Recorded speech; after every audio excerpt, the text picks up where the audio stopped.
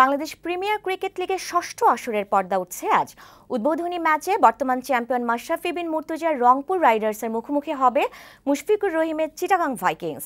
মিরপুরের শেরেবাংলা স্টেডিয়ামে দুপুর 12টায় শুরু হবে ম্যাচটি। বিকেল 5:30টায় দ্বিতীয় ম্যাচে ঢাকা ডায়নামাইটসের প্রতিপক্ষ রাজশাহী কিংস। এবারের আসরে 7টি দল অংশ নিচ্ছে। আরও জানাচ্ছেন তহিদুল আলম। মিরপুরের হোম অফ ক্রিকেটে ফিরে এলো লড়াইয়ের আমেজ। বিপিএলে মাঠের লড়াইয়ের জন্য নিজেদের রণপরিকল্পনা সাজাতে ব্যস্ত দলগুলো। কিছুদিন আগেই সংসদ নির্বাচনে নড়াইলে প্রতিপক্ষকে বিপুল ব্যবধানে হারিয়েছেন বাংলাদেশ ওয়ানডে দল ও রংপুর রাইডার্সের অধিনায়ক মাশরাফি বিন মুর্তজা।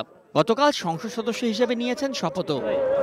তবে আবার ফিরে এলেন চিরচেনা ক্রিকেট মাঠে। শিরোপা ধরে রাখার মিশনে রংপুর রাইডার্সকে নেতৃত্ব দেবেন মাশরাফি। টুর্নামেন্টের প্রথম ম্যাচকে সামনে রেখে অনুশীলনে কোনো ঘাটতি রাখেনি রংপুর। ক্রিকেটারদের শরীরী ভাষায় ফুটে উঠল আত্মবিশ্বাস। শিরোপা ধরে রাখতে পুরো টুর্নামেন্টে ধারাবাহিকতা ধরে রাখার বিকল্প নেই বলে মনে করছেন রংপুর রাইডার্সের অধিনায়ক মাশরাফি বিন মুর্তজা। খুব বড় ভালো টিম নিয়ে যে টুর্নামেন্ট জিতবেন বা পার্টিকুলার ম্যাচগুলো জিতবেন এটা আশা করা ভুল। অ্যাট দ্য সেম টাইমে বলবো যে 7টা টিম আছে, হয়তো বা 19-20 এরকম আর কি।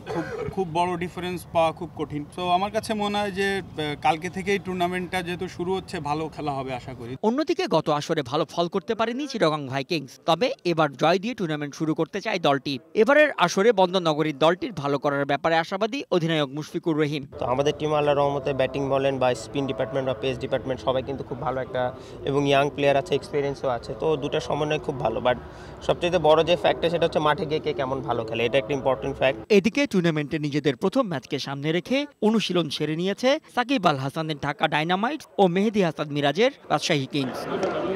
তহিদুল আলম, বৈশাখী সংবাদ, ঢাকা।